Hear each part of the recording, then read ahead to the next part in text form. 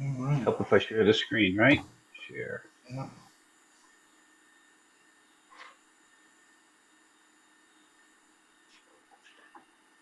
All right, same as last time. Just let me know when next slide is when you're ready, and we'll go from there. Okay. Um, well, let's see. We got how many folks we got on, Brett? Do we know? Currently, 25 attendees. Okay. Do we know how many folks registered or? Approximately 40. Okay. We'll wait just a minute. But okay.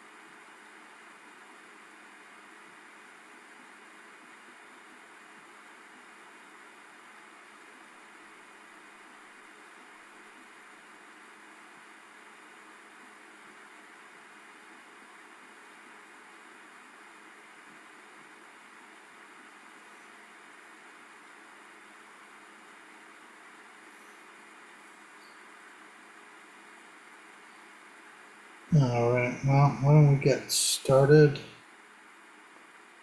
And good afternoon, everybody. Our webinar on educating our federal stakeholders, getting ready for the winter meeting in February. And hope everybody has received all the materials that I sent along. I sent the updated congressional engagement guide, the legislative strategy, the white paper document. So I hope we're all set. So if you can move to the next slide there, Brett. This is just a, there we go. I'm going to talk, so our agenda, I'm going to talk a little bit about the strategy, go over all of those points. Then Michele Abraham from South Carolina is going to talk a little bit about messaging style. Sherry Noller, who's the head of the marketing committee, is going to talk a little bit about materials. J.D. Collins, the vice chair of our legislative committee, is going to talk a little bit about using clients as advocates and their success stories. And then Britton's going to follow up with talking about using your team in your networks effectively. And finally, Liz Gray is going to close us out talking about after the winter meeting and next steps from there. If we can go to the next slide there, Brett. Just really quickly, I'm going to talk about the February meeting, a little overview of our strategy and our messaging, talk about the appropriations deadlines and the legislative actions we can expect in the beginning of this Congress, the 119th Congress. Next, there we go. First things first, make your appointments now. I sent everyone out lists of the key congressional staff contacts. I tried to break them up so that they should be according to member and district so that it's easy to figure out. Obviously, we want to try and meet with the member of Congress first, but if you can't, with the chief of staff or the legislative director. Now, I've put the scheduler on your key contact list because that's the person who's going to set up all the meetings. So we're going to be there February 11th through the 14th. Any day you can get in to see them is a good day. They're all going to be in House and Senate that week. So the topic is really simple. It's just talking about the SBDC program, your efforts in their district, and appropriations if it comes up. Move to the next slide, Brett. Now, our goal when we're talking about our legislative goals, our appropriations goals, long term, we want to get to $200 million, and that's our request. We may not get that, but we're much better off asking for it, putting it out there that this is what we need to be an effective program. And that third point there, we really want their support for SBDCs as the primary technical assistance provider for small business. There's liable to be reorganization legislation, SBA reorg, etc. You all know, you've seen and heard about the Doge caucus, and let me tell you a little bit about Doge, but it's an advisory thing. It doesn't have any actual authority. Now the Doge caucuses in the House and the Senate, those members, anybody can form a caucus for any purpose. Their purpose is going to be advising the committees that they're with, that they know about changes, things, ways they think that can improve government function. What we want to make sure is that everybody knows SBDCs are a national network that we've spent over 40 years establishing with thousands of advisors, billions of dollars in results nationwide. We're the biggest and the best, and we provide the best return on their federal investment. We move to the next slide there, Brett. Like I said, we're the leaders. Job creation, economic impacts. But even at that, and you'll see this when you read the white paper, while we're talking about national numbers, you have to remember, as Tip O'Neill famously said, all politics is local. That's why you need to have local details about the number of businesses you've helped in their districts, the number of businesses you helped start up, the effort you made during the pandemic and after, the fact that the demand is not slacking. And remember, your success stories are really the best hook, the best connection for those members of Congress. The business in their district, and it may be doing anything, and we'll talk a little bit about this later, but whether it's a small business that's an aerospace startup or the family restaurant around the corner from the member's office where they always go have lunch or hold their office Christmas party,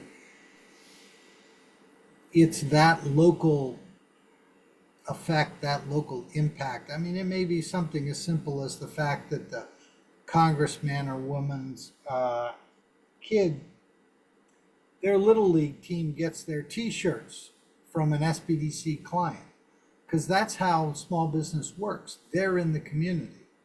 You're not getting t-shirts from Martin Marietta or General Dynamics. You're getting them from Deli Italiano or the Ace Hardware. Let's go to the next slide, Brett. There are about 52 federal business programs, at least last time GAO looked at it. We're the example of best practices. We're accredited. We leverage the resources of colleges and universities. And to be honest, SBA financial exams you all 6 ways to Sunday. And we've got metrics, solid, verifiable metrics that nobody else really has. Next slide, Brett. And that leads us to the next part. We can show our return on investment. It's laid out a little bit further in the white paper, but basically it's 2-to-1 return on investment, federal tax revenue, and that's a conservative estimate. And that's been going on for, well, as long as we've been measuring it, which is about 20 years. So they're putting in $140 million, and federal tax, the estimate is about $327 million. So it's better than 2-to-1. And that's because the clients we help are creating economic growth, and that yields federal revenues. And their support is attracting support on the state level through our host institutions, and we're leveraging that. Never be afraid to mention that at the end of the day, the federal government is actually the junior partner in this effort. That our host institutions, our states, and our universities are actually putting in more than the federal government is. Next slide, Brett.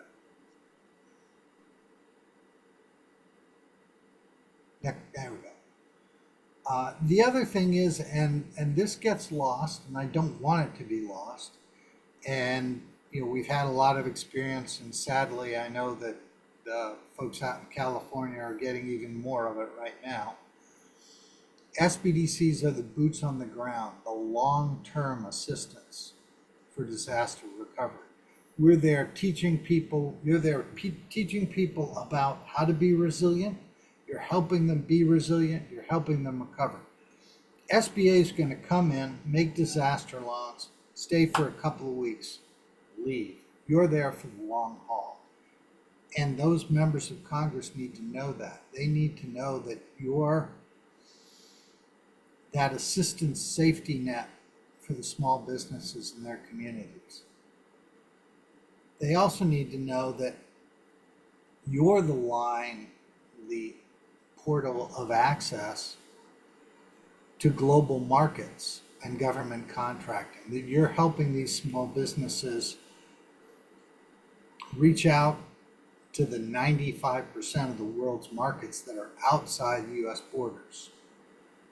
You're helping them set up strategies, access those markets, and they need to understand that in so many instances, you're providing a service that, frankly, you're an add-on or an access point to get them into the programs that the commercial service may offer, or the Department of Commerce,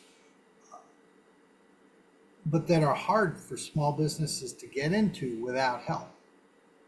And we have certified international business advisors who are helping provide that kind of assistance. Congress gives SBDCs a lot of mandates, and we carry them all out. And that's why we need the financial support to carry out all those mandates. Next slide, Brad. Thank you. Now, a $200 million appropriation. Right now, we're getting $140 million. That's a 43% increase. That is a significant ask. But as I said before, we're pushing for 200. We may not get it, but we need to have an increase. We've been flat for 2 years, and that is impeding your ability to help small business. Congress has placed this role in your hands, but you need the support to carry it out with mandated services in exports, in manufacturing, in government contracting, in cybersecurity.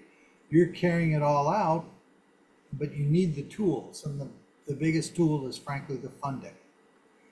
And you need to be specific that if Congress will increase our funding, this is what will happen. This is what's going to happen in your state, in your district, if you'll help us get this funding. And every SBDC is different. There's more light manufacturing in Michigan than there is in Iowa, and there's more value-added agriculture in Iowa probably than there is in Michigan. Just painting with a broad brush here. But point out rural, tech, manufacturing. Those are the key points. We've got the majority that's in there in the House and in the Senate, and the new administration got a lot of support from rural communities, and we need to, focus on the fact that we reach those communities, we help those communities, but it's hard to do without the financial support. That's the, frankly, most expensive end of things when you think about it. I mean, it'd be easy to stay in the suburbs. You can get big numbers and stuff, but honestly, rural America is where the assistance is needed. I think I've told you all this several times in the past. There are 3,000 counties in the United States. I'd say probably 2,700 of them are very rural and not doing too well. There are about 300 that are doing pretty good, but there are places like, Houston, Boston, New York, etc., big population centers. But it's the rest of the country that needs the assistance, and that's the thing to point out. We cover the whole country. We're mandated to. Next slide, Brett. Now, I want to just kind of go back a little bit before we get into talking about appropriations requests. This year's going to be a little bit weird because they're working on a reconciliation package. Now, you've heard this one big beautiful bill discussion. That all has to do with the budget reconciliation. Every year, Congress is supposed to pass a budget resolution, House and Senate. They agree on the numbers, then those numbers result in the allocations to the subcommittees, the appropriations subcommittee. So, for example, Financial Services and General Government gets an appropriations allocation of, I can't remember, but let's say $31 billion. And they take that 31 billion and they have to spread it out, goes to the Treasury, to the IRS, to GSA, to SBA, to the Selective Service Administration, etc. Everybody that's in their account. Well, they haven't done that, so that gives them the opportunity to do something called budget reconciliation. Now they do a budget reconciliation bill, and they can throw all sorts of things in there to say, here's how much we want the federal government to spend, and here's how we're going to get those numbers to work, and we're going to extend the Tax Cuts and Jobs Act. We're going to fund the following in defense. We're going to fund the following in non-defense, but we're going to cut some things. We're going to change this program and that program. They tie it all together in a big reconciliation package, which is what they call it. Now, the way they do that, it goes through the budget committee and it comes out as instructions to the committees, the authorizing committees of interest, who have to mark up their bits and send it back to the leadership for a wrap up into the full bill. Now, the thing about the whole reconciliation process is it's not subject to the normal rules. It passes by a simple majority vote. It's privileged. You can't filibuster it in the Senate. So it gives a determined majority an opportunity to work its will, more so than usually. Now, how does that affect everything we're doing? The appropriations committees are still going to have to come up with their individual allocations. Now, we're in a CR right now, a continuing resolution until March, mid-March. That means we're locked at 140. But the rest of 2025 and 2026 are an open book. The financial, the appropriations committees will have their usual process, as far as I can tell, where there will be, the open window for member requests. That's where the request comes in to the House and Senate members you're talking to.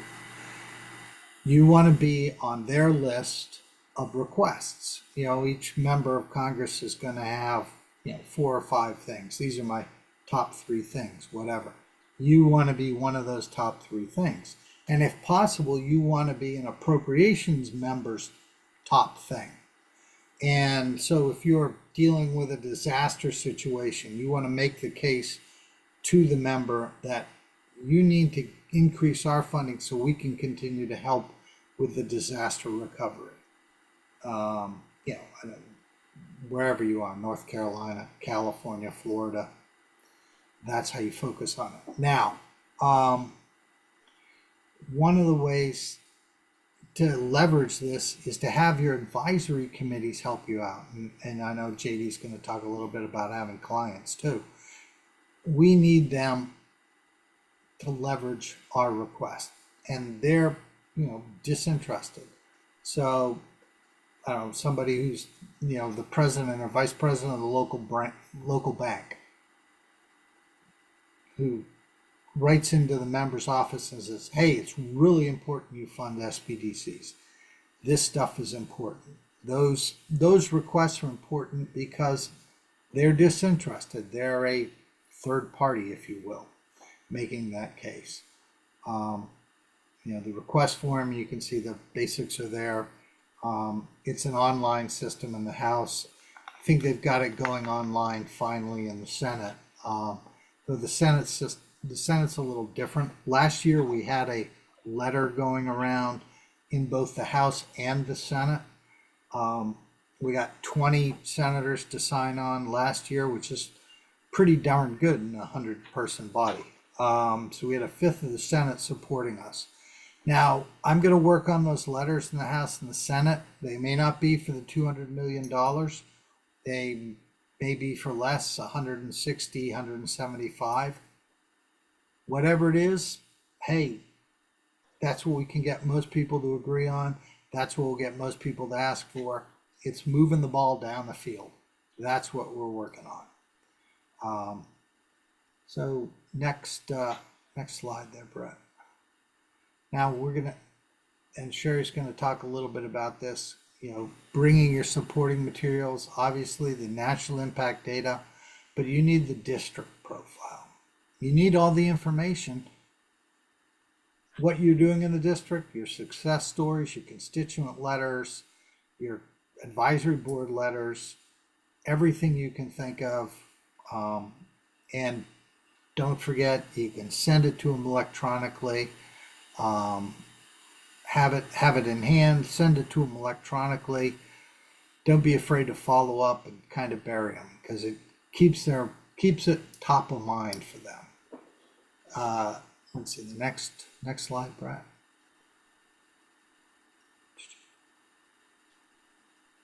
Another slide there. A little stuck. Oh, there we go. They're stuck. All right, just going back over what I said. Make sure you're on the appropriations list. Remember, we're there from the 11th to the 14th. The feedback information. We've got we're going to have a little onboarding process on the association staff this week, and then we'll be getting some information out to all of you. We've got a new program. Thank you, Danny Fitzgerald, who clued me in on this. It's called Muster, Muster. And basically it's an online app to help with grassroots advocacy, but also tracking activity. So we'll have that available so you all can share your feedback. And the great thing about it is it won't simply be for these meetings, but anytime going forward. So, you're at a economic development event, you run into the congressman or congresswoman and chat with them for a bit about something, you can log in, put it in muster, then I'll be able to pull it up, see it, and so the next time I see that member of Congress up on the Hill or their staff, I can say, hey, your boss was talking about this, or you were talking with so and so about that. What can we do to help you? Where are we now? It's just a great way to leverage everything you're doing, feed it into what I'm doing. And that it brings us to 27 minutes, 25. I made it spot on. So, and we'll turn it on over to Michele.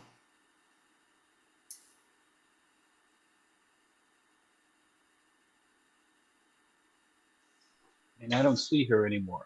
She was on. Oops.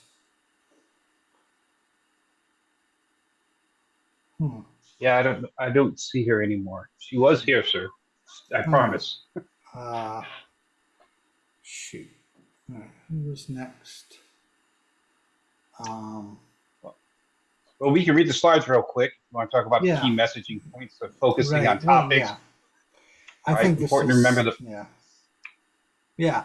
This is some of the things I was talking about before. Focus on the things that are important to your members. Obviously, I'm trying to remember the guy's name, but you might have a member of Congress who's owns a farm. So talk about value-added agriculture. Or you might have a member of Congress who's a software entrepreneur. Again, keep it focused on what they want. Yeah, JD, you got a question? No, I just have some insights to add here. I've heard Oh, yeah, do please. this a few times. And another thing that is kind of a best practice to do is to really understand who you're talking to. One thing we do here in Michigan is go through all of our elected officials, their backgrounds, what's important to them, what committees they're on, how far right or left are they of the aisle, and that really allows us some prep as we walk into that meeting of some of the questions and how we might prepare for those. And so I just think it's a great thing as a best practice that Michele talks about, really understanding who you're talking to. Yeah, that's a great point. It's always good to know that Congressman Siscomani from Arizona has 5 kids, and that it's pretty evenly split: 3 girls, 2 boys, and that Valentine's Day is the biggest holiday in their family. The boys take their mom out, and the girls take their dad out. It's just great icebreaker stuff, but it's also important to see that what are they active in their community? Is it the college football team? Heck, Senator Rubio's kid plays for Florida. He actually scored a touchdown in the bowl game like 2 weeks ago. It's important to know stuff like that, and it doesn't take terribly long to take a look and figure it out. I think the ROI, I spoke about that. We're a deficit reducer. They're putting 140 million in. They're getting at least 300 and some odd million out in federal revenue. We're helping expand the economy. We're making things better. Brett, you want to go to the next slide for Michele? yes, sir. Yeah. So here you go. These are all of all the basic numbers. For South Carolina, these numbers, these are great. For every dollar, $8.94 coming back in federal taxes. Statewide return on investment, 128 million in income. 60 million in government contracts, new business starts 206. All of these numbers, are really good. And if possible, if you can focus them in, then you focus them in on the district. In your district, in district whatever 5, we helped start 15 businesses. Here are the names of a couple of them. We've got 35 clients in your district, and they're doing this, this, and this. All of that is grist for the mill. All of that is information that's focusing them on the concept, hey, these guys are important to the economic health of our district, of my state.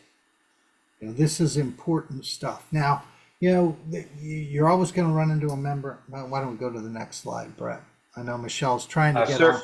Yeah. Yep. And I do have Miss Hines on here if you want her to take Sarah's over. on. Oh, okay. Yeah, I'm the ASD, and so Oh, okay. Yeah.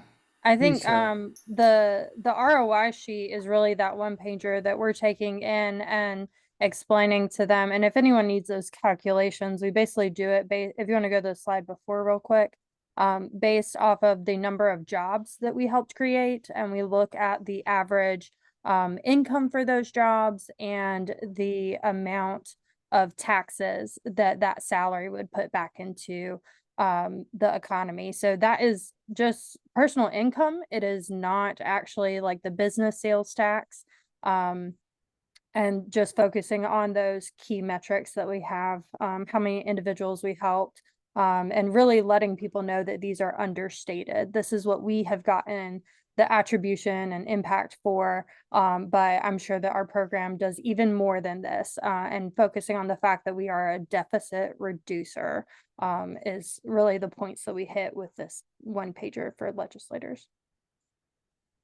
Yeah, and that's a great calculator there, Sarah, because the Chrisman numbers that we have, it's 2-to-1, but it's very, very conservative. It's really based on sales revenues and the taxes generated off of that. It's not as in depth as figuring out 10 employees at this salary is going to create this much revenue. So yeah, those are important numbers because they do an even better job of showing what kind of impact SBDCs have. Yeah. Yeah. You want to carry on, Sarah? Sure. Okay, So as thanks. we meet with the legislators, I know that we have discussions of things that they are really interested in and where their priorities lie and how our program can be integrated into that and support those initiatives that they have. And so we bring copies to them and we'll email them the client success stories that we're sharing with them. So that they have digital copies as well of those metrics within their different areas of the state. And with that follow-up email, just making sure that you're doing it timely and reiterating the outcomes within their district. So not just focusing statewide. And everyone has different personalities. Some people want to know everything that you're doing in the state and how great those numbers are, whereas other people don't care what the whole state is doing and they want to know about their district and they want to know about those people and when they are back home, where they're going to go to see the impact of our organization.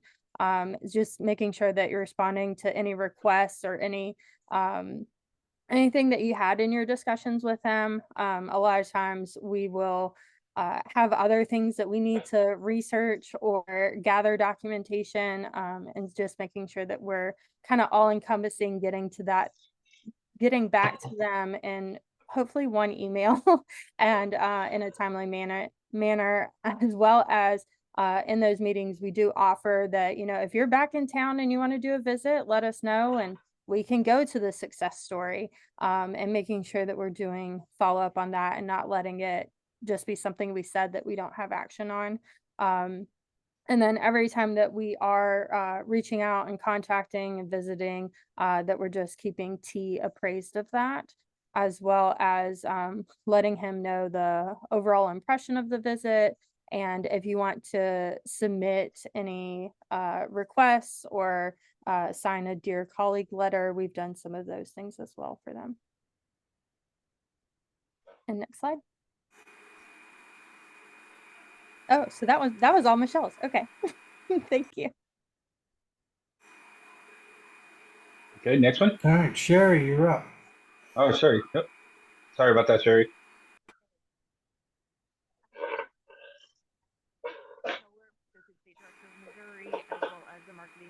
Jerry, we can't hear you. Yeah, you need to turn your volume up a little. How about that? Can you hear me now? That sounds Better. great. Great. And I did Sorry about have- that. There was one question that came through on those slides about, would you mention the award being stagnant for the past few years or avoiding taboo topics? And just as we meet with legislators, we are not lobbying. We are not bringing up our funding and money and asking for money.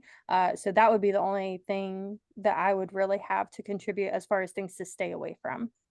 Yeah, you know, they're probably going to bring it up themselves. Like, well, you know, what's your funding right now? And if they bring it up, it's okay for you to respond. Yes. But otherwise, you're just talking about your impact. And if they don't bring it up, make sure you go into when we get it online, make sure you go into muster and let me know so that I can bring it up. Yeah. And then there you go, Sherry. All right. Thanks, Sarah. Good. Hello, everyone. My name is Sherry Noller. I'm the Associate State Director of Missouri, as well as the Marketing Communications Committee Chairperson.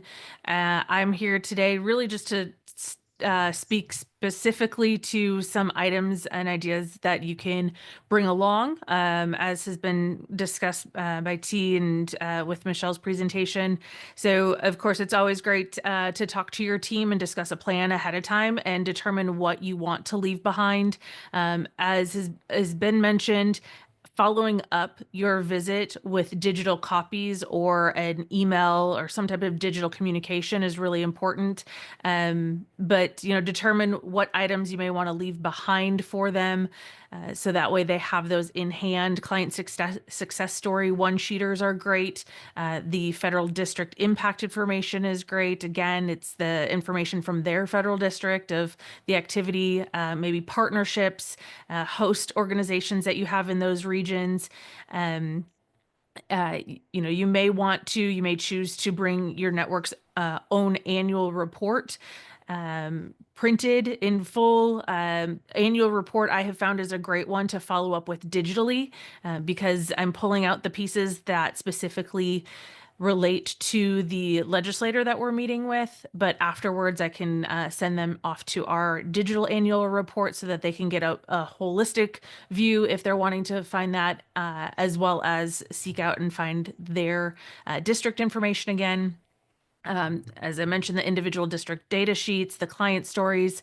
If you have specialty programs, a CAP access program, we have a growth program. I know we all work somewhere in technology or maybe your cybersecurity or AI. If you have specialty programs, this is an area, as others have mentioned, you get to know the interests of your legislators through doing some research on them, and then have a one-sheeter prepared or a brochure or something that you may already be using, and make sure you provide that to them.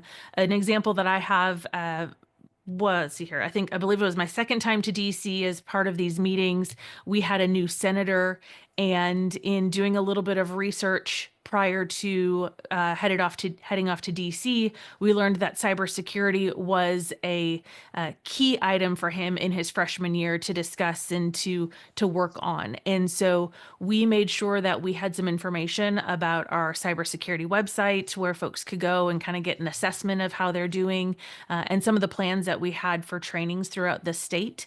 And unfortunately, we were supposed to partner with them on an event, but the following year was 2020. And so that ended up not quite happening the way we wanted it, but it did provide us a great opportunity when we were meeting the staffer for the first time. That was kind of top of mind. They pulled that out and were specifically asking us questions about it. And it helped us to really start that relationship off strong with that particular senator. Something that I like to do is I also like to provide ways for their team to connect with our network. So one of the little graphics you see there over on the right is our Connect with Us online sheet. So if they want to go to our social media channels and keep tabs, whether or not they want to like or follow us, they at least know where they can find us and see what's going on. Also, I'll provide for them a one-sheeter of who their contacts are, like kind of who's the state office team, and some of those contact ways to contact folks there. And, of course, overall, just think of the materials that you're going to bring. How are those materials going to help educate your representatives, whatever that might look like? And, don't be afraid of being creative. I don't know if JD is actually going to talk about it in his piece, but JD and Michigan, they have this really great, the client cutouts that they use with a quote from the client and examples of how the SBDC assisted them. It stands up. It's like a little, self-standing piece, and they've had some great response from their legislators. The legislators wanted those in their office. They're like, hey, can we keep this? So that is a phenomenal idea. It's a client success story, but in a different way than a standard one-sheeter. And so be thinking about those maybe unique ways of providing and delivering the information. Of course, that's allowable within our funding the requirements around like what is allowable expenses and things. And but don't stray away from something a little bit unique or a different way of presenting information, because again, that can help you stand out. One item I do want to specifically mention for those that are maybe newer to SBDC, and that is as you're getting help from your team preparing these materials and you're deciding what you're taking with you and printing out, do remember that the time and effort that's being spent to create these materials are on our SBDC program funds. And so we do want to ensure that we're remembering to include the Powered by SBA logo as well as the SBA acknowledgement statement. We are partially funded by SBA, so making sure that we're in compliance when we're showing some of these examples and leaving some of these things behind is important as well. Brett, if you wouldn't mind going to the next slide real quick. Sure. Thank you. And then I just had a couple of additional items here regarding communication. I think all of us throughout the presentation today are talking a little bit on communication. One thing that I have found to be helpful is, especially when I was a little bit newer and we were a little bit newer in actively engaging some of our federal legislators, we didn't have the relationships with the legislator to always be getting that meeting directly with them or a senior member of their staff. And so we started to make sure that we were asking for the small business and the communications contacts for that legislator. So having those two, or sometimes it's the same person, but having those contacts for that legislator can be a really great way for you to incorporate that into your annual plan of communicating with that legislator and keeping up with what you're doing. And that is something that you can typically visit their office and just request the small business contact and the communications contact. And typically they have business cards ready for you unless they're new, and then you may have one contact and then it switches. Of course, follow up after DC. Your network report, links to client stories, again, plan to communicate throughout the year. The ASBDC annual report. Don't forget, we have a really great tool within the America's SBDC National Annual Report that we have all contributed to and participated in. Utilize that report in your strategy in reaching out, even in how you may just mention how we're a part of a national network. But don't forget that you have that tool as well for those that may be utilizing the editorial calendar that the marketing committee puts together annually. We have reminders of utilizing the ASBDC National Annual Report monthly and how you can pick out different topics. So don't forget about that. That's another piece of content that you can reuse that can be helpful and also, help you have some diversity in what you're sharing or the look of what you're sharing, but it's still on message and representative of the success that your clients are seeing and maybe that your network is seeing as well. And then just don't forget to SBDC Day is the third Wednesday in March. And so feel free to encourage their participation, whether it be online or through a shout out or something like that. But that's another opportunity to communicate. And if you do have any questions regarding what others have used or examples, don't forget about your liaison groups. You can reach out to them. You are welcome to reach out to me as well, and I'd be happy to share different examples of information that other networks have used. And if you do have a member of your team that's a part of the marketing interest section group, please encourage them to log into Mobilize and check out previous uploads that have been shared in Mobilize of other examples of legislative outreach materials. Thank you, everyone. And I believe next is Greg. No, it's great. Yep. Awesome. I thought JD was before me, so I apologize. I wasn't ready yet. Go ahead and go to the next slide, Brett. Thank you. So I just want to, I'll be real quick on this, but I just kind of wanted to give you the dynamics of the state of Florida. It's a large state. We're the third largest in population. You can see, we have 120 state House members, 40 state senators, 28 congressional members, and then 2 U.S. senators. And I think the important thing here, and I think it's even more important that these other slides I'm going to talk about, is we can't, from the state office, cover everything, right? We don't have the team to do that. We're up here in Pensacola, Florida, where the Yellow Star is at. So it's a lot of traveling across the state if we want to meet with people in district and those kinds of things. So, but there's a lot of also dynamics going on in Florida right now with, this change in administration. Senator Rubio is no longer our senator. He has resigned, and Governor DeSantis is going to appoint somebody. We don't know who that is yet. That's one moving piece, but there's also a bunch of other dynamics and moving pieces with Waltz and Gates and all those people that have changed and shifted out of Congress. So I think the strategy has never been more important for us as a state. So if you'll go to the next slide, please. We in the state of Florida, since it is so big, as I said, we do a grassroots effort, really. We empower our staff, and we educate and our staff at multiple things through KEW's Knowledge Exchange webinars, should I say, and materials and talking points and those kinds of things. And we really encourage them throughout the year, where they're holding an event, to invite those folks to events and, really mingle with those elected officials and really, their staff. I mean, I think their staff is more important in I don't think, I know it is in most cases, is more important than the member itself, right? The staff maybe not changes out, doesn't change out, maybe moves to another congressman or congressperson or somebody in the state or whatever. So you see these same staff members kind of bouncing around. So we really want to have those good relationships with the staff as well. And then also, we prioritize, as a state office, what's important. Of course, that's small business committees and, the appropriation leadership. And, because we have had so many hurricanes, 3 in this past year, Debbie, Helene, and Milton, it's really important to keep engaged with, disaster and emergency preparedness and relief and such. So we kind of prioritize that.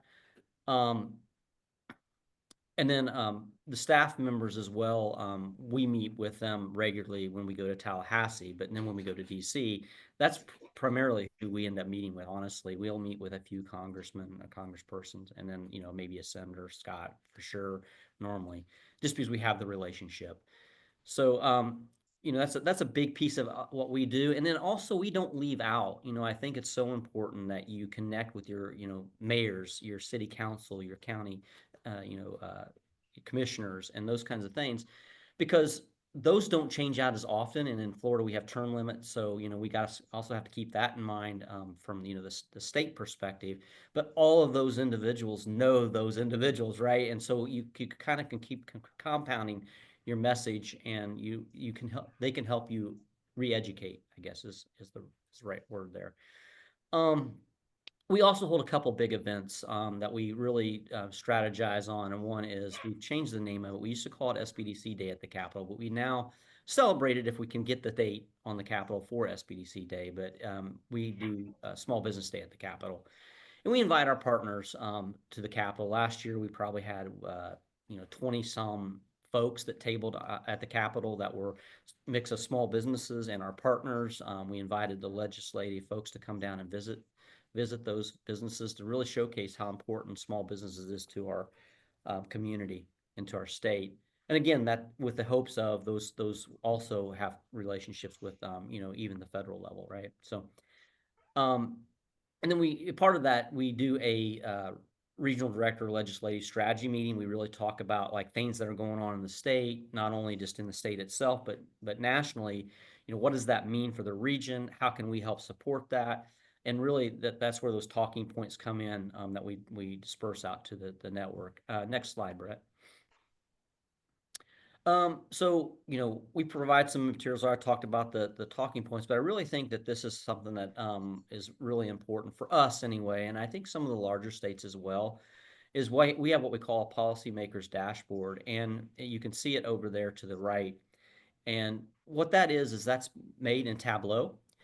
We can, at any point in time, at any region, any congressional district, switch what region we want, switch what county we want, switch what congressional district we want, or if we want to take a statewide view, and that dashboard populates that for that individual. So, if we're in a meeting with somebody at the state or at the Capitol, and they want to know about their district, we're probably going to have that in their packet, right? But if, let's say, there's something else they want to know about maybe a certain county, we can pull that up immediately right on our phone. So really great tool there, and we use that also to put us all on the same page. It's all the same data we're talking about and the same data we're sharing. And then, the other thing we've been doing is we've been prioritizing what our success stories look like. And I'll give you an example. This year, our Senate leadership, and T mentioned this earlier, but our Senate leadership here in the state of Florida, our Senate president, is very rural driven, really talking about rural renaissance and those kinds of things. So we've tasked our network with really going out there and finding those rural businesses that we work with and creating some of those success stories. So we have those for the priority of that member. So we can do that, and we do. And so then we also, of course, have our annual report, and we share that with anybody we can, and get the message out there of what we've done in the past year. Next slide, please. All right. And again, we talk about it, we don't just use DC and when we come up for the winter meeting as the only time. We really think about year-round engagement through that grassroots piece, as I've talked about, with all 9 regions. And when I visit the state, as the state director, visit the regions, I try to attend some high-profile events where, maybe a member might be there, or maybe a staff member might be there. Like right now, I'm down in the USF region. We're going around and we're meeting with some of the folks here and really kind of talking about the program and where we're going with it and such. So we could try to do that every, all around for all year. And then we have the Small Business Success Summit, which, has become more and more high level. Last year, we sold out that event. About 428 small businesses and partners attended that event. And we invite wherever we're holding that event at, we invite those local officials, those local staff members, and our partners to be a part of that event, which then showcases, what our consultants can do, what we've done from a success story piece, what kind of, one-on-one consulting we can provide. They get to see that firsthand. And then there's also the networking opportunity to be able to really, talk and have some conversation and dialogue. All right, next slide. I think that might be it. I think that's it, sir. Yep. Just a second. All right. Thanks. Mr. JD. Hey, Brett, I just want to do a quick time check. I think we're 5 minutes till this is over, and I believe Liz has a segment after mine. Is that correct? Yes, sir. She has one slide, but you're at 6 minutes now. Go for it. All right, sounds good. I will be very quick here. I did post a question in the chat. I'm really trying to gauge the audience here a little bit. If you could just go in there and type in how many times you've been to the Hill, and if you've ever taken a client. I'm trying to gauge some interest there. In the meantime, you can start progressing through the slides here, Brett. I think a lot of this is self-explanatory. What I really would encourage everybody to do is really know their audience before they go in that room, really understanding what their key issues are and trying to make the conversation relevant to the elected official. Go ahead and progress. So I know my section is about client interactions. If you have the opportunity, take a client. Our clients are some of our very, very best voices. Here's a picture of a client that we took one of our first years that I was a state director. He's the person in the green tie. And just being able to hear firsthand his story made it so much more meaningful to the elected official. Next slide, please. Those elected officials, I think it's been said a few times, they often know the small businesses in their region. And so if you can make it regionally relevant to them, this is a picture of Jack Bergman, who is a Region 1 elected official in Michigan. He saw some people from his region and he immediately jumped into this picture and was shaking hands and whatnot. And this became a real meaningful moment for our relationship and starting the relationship with Jack, in that we were able to talk about a client in his region and how we helped. The clients told that story quite eloquently and have gone on to be a success. Next slide. These are our cutouts. Next slide. These are our annual reports. We talk about making it relevant. So if you go to the next one, Brett. We also create district reports. And the last slide, I think. So if you want an example of like how this message progresses, we had a really good example of that started in 2022 with a freshman representative, Hillary Skolton. We walked into that meeting and she was like a deer in the headlights. She did not know what the SBDC was.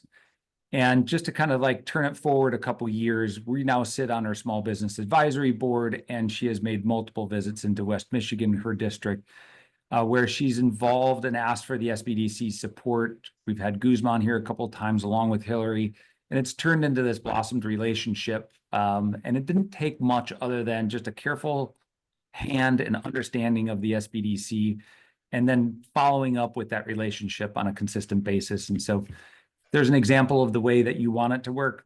This is one where we like to hold up as an example. Thanks, Brett. I think I'm done. Yes, this is for Liz. It's great.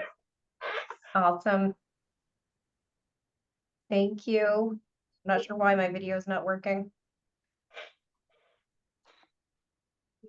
All right, well, you're just gonna have to look at just my name and a black screen. JD, I was gonna give you more time, but I think I've only got 30 seconds left, so I'm gonna talk really, really fast. And this is just your friendly reminder that these meetings in DC are not just about, telling our delegation, the latest and greatest of what's happening with our SBDC, but it's also reminding them what we can do for them. We need to make sure that we balance out our storytelling and ASBDC asks with a healthy dose of, this is what we can do for you, because it's never a good idea to only go to them with our hands out. We want to make sure that they know we are here to also help them, help their teams, and help their constituents. So as you see, this quick list is just a good reminder of different ways that we can remind them of how we're here for them. It's not an exhaustive list, but it's a good thing to just add to your talking points. The constituent service support, we get a ton of email referrals from our district staff. It's a great way to make sure when they come into you to, I always send it, copy it in, or send it to our regional director, so I know that they are on top of the follow-up and make sure that happens very quickly and efficiently, and always loop me back into it. Obviously the client stories. We are also, it's really a great way for us to be able to offer them feedback on what we're hearing from our clients on any of the hot topics. They always want to know about regulatory challenges, anything that's going on with the federal agencies. Another thing that we've been asked for a lot are where the businesses, concerns over tariffs or cybersecurity. We put together a bunch of issue briefings or roundtables over the years. We invite the delegation members to our big events, whether it's our 40th anniversary event or our government contracting matchmaker that we do every year. But then we invite the district staff to some of the more local and smaller events just to keep them engaged and connecting with clients and constituents. The other ones, the business visits, and making sure that you're tagging them and encouraging them to reach out. You know, Sherry also reminded us about SBDC Day in March. And then if you want to go to the next slide, Brett. Oh, only kidding. There was another one on there, but don't worry about it. It was just more of the following up afterwards at DC, after the DC visits. But I think Sarah, Sherry, and Greg really covered all of that. It's so important for us to make sure that we are following up on all the things that we offered them, as well as just the friendly reminder on, again, what we can do. And I think that last slide, if Sonia's here, she can, if she wants to do the plug for the legislative committee. But I don't know if she's on. If not, Yes, I'm here. great. So thank you, Michelle, and all of the panelists. I know this was a quick thing to put together, and last year we got really great feedback from the members and the membership that this was important, especially with a lot of changes and new state directors and ASDs. And so thank you, T, and your team, as well as all of the panelists of state directors and ASDs that assisted. We do have a legislative committee meeting during the winter meeting on Wednesday morning at 7, I know, or did we change? Yeah, 7:30 a.m. I know it's early, but we're trying to get it done before you all go on the Hill and have any of the roundtables. And so it's an opportunity to hear some of what we're doing in assistance to the America's SBDC and T-Rowe. And then if you do have questions, I am one of the co-chairs, and JD Collins is the state director from Michigan, and one of the panelists is also the other co-chair. And everything else is on the screen, and I don't think I have anything. Oh, Melissa and April, thank you for your hard work. I know Sherry did a plug. That success story portal is just nicely organized for those specific topics that he mentioned, for areas of industry or background from the clients we're working with within your district and state, in order to have a great way to submit those. I know April and Melissa worked on that, and it is a link directly to their website and the members page. So very easy way to submit and then organize for them to pull information. So, thank you all. All right. Just a reminder, this is recorded. This will be shared in the toolkit as well as on our website, the legislative outreach folder. Melissa will be sending out the links to all 3 webinars that happened the 2 last week and this one. She'll send it out during this week so everybody can have a copy of this. All right. And I hope everybody has an amazing day. Thanks so much. Thanks, everyone.